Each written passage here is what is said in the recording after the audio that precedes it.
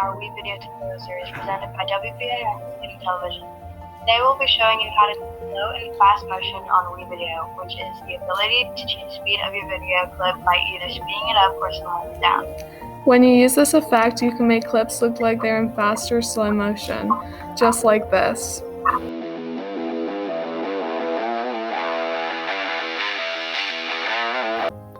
Open and log into your computer, log into WeVideo and open your project. Import your clips. Make sure you are in the My Media tab, which you can locate at the top left of your screen. Select your first video and put it into the Video 1 slot.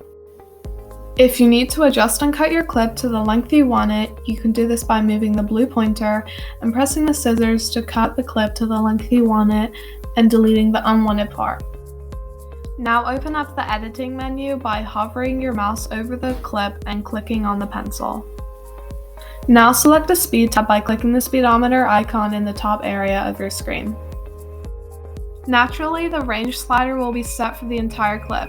Adjust this by moving the 2 keyframes along the slider. Under the range slider, there is another slider titled Value. You can adjust the speed of the clip by moving the slider to the right to speed the clip up and to the left to slow it down.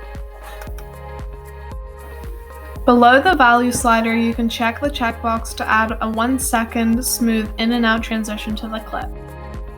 You can play around with these settings until you find the speed that you are looking for.